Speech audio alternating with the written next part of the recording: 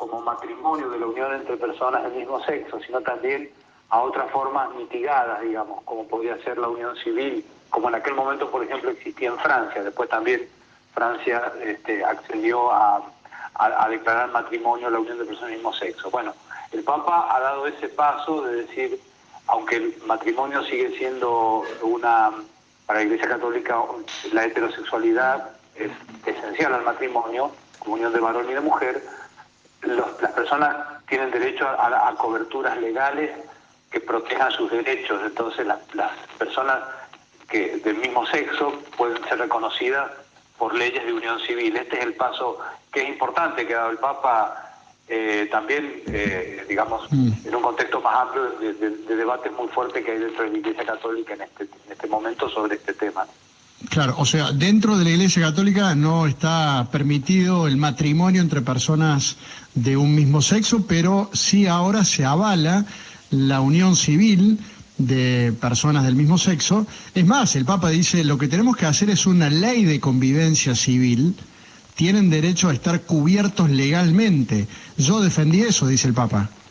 Sí, es la protección de derechos que tenemos todas las personas, y en el caso de personas del mismo sexo que conviven, esa protección el Estado, es función del Estado darla. El Papa reconoce eso y es lo que de algún modo también está abriendo como una puerta que hasta ahora, como yo explicaba antes, también estaba un poco cerrada, digamos, no por un documento de fuste del magisterio de la Iglesia, sino por una serie de orientaciones que daba la Congregación de la Fe del año 2003-2004, si no recuerdo mal, ¿no? Por eso es un paso interesante que el Papa da, además lo que pasa es que también, yo te decía, dentro de la Iglesia Católica hay un trabajo pastoral que va creciendo con personas de las colectividades LGTB, no siempre bien visto por distintos sectores dentro de la Iglesia, y esto es como un punto importante a favor de quienes trabajan por un reconocimiento de las personas, por un trato respetuoso,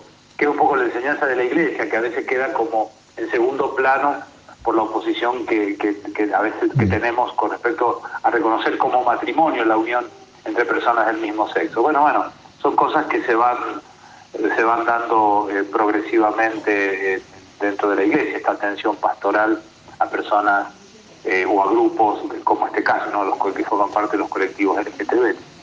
Voy con Adrián Simeoni, a Washington, en Estados Unidos, que tiene una pregunta. Adrián, te está escuchando Monseñor Sergio Buenaventura. Sí, hola Fernando, hola Monseñor. Mi pregunta es la siguiente: ¿cómo hace un cura para enfrentar estos cambios doctrinarios, estos cambios de opiniones de la cúpula de la Iglesia en una organización verticalista como es la Iglesia? Un cambio de este tipo, ¿qué van a decir en el púlpito el próximo domingo, digamos, por ponerlo en esos términos? Bueno, primero que la Iglesia, digamos, no es una organización tan verticalista como a veces se lo presenta. Estos temas sobre cuestiones de género, homosexualidad, tienen una larga discusión dentro de la Iglesia, en campo teológico, de la antropología, de la ética. Es decir, un cura que está medianamente informado sabe que hay puntos que son esenciales, como esto que yo decía recién respecto al matrimonio, y otras cuestiones que tienen que ver con la atención de las personas, con el trato que se le tiene que dar a las personas concretamente, que tienen que ser respetadas. Hay distintos niveles, se puede discutir filosófica y teológicamente sobre la pertinencia o no de, por ejemplo, todas las perspectivas de género, las teorías de género. Pero cuando yo estoy delante de una persona que ha sido discriminada, que ha sufrido violencia, que ha sufrido distintos tipos, sí, de violencia por su condición de homosexual, de travesti, de transexual, ahí lo que prima es la compasión y la caridad del Evangelio, digamos. Y eso es fundamental, eso es lo primero.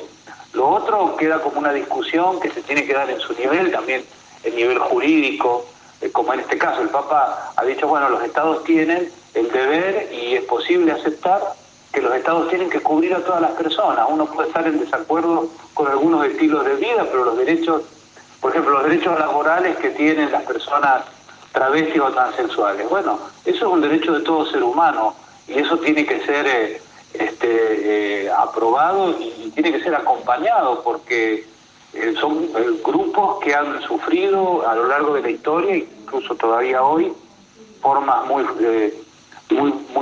brutales de violencia, de discriminación, que son empujados a veces a situaciones marginales, y que bueno, creo que algo bueno que está ocurriendo hoy en nuestra sociedad es que estos temas se ponen sobre la mesa, se discuten y desde una mirada más amplia. La Iglesia, con tensiones internas, también sigue este tipo de debates, ¿no? No creo que el domingo vayamos a predicar de esto, porque no son temas que me parece que tengan que ser llevados a la humildad, sí en la catequesis, sí en la discusión, sí en el diálogo que tenemos que tener sobre estos temas en la vida de las personas.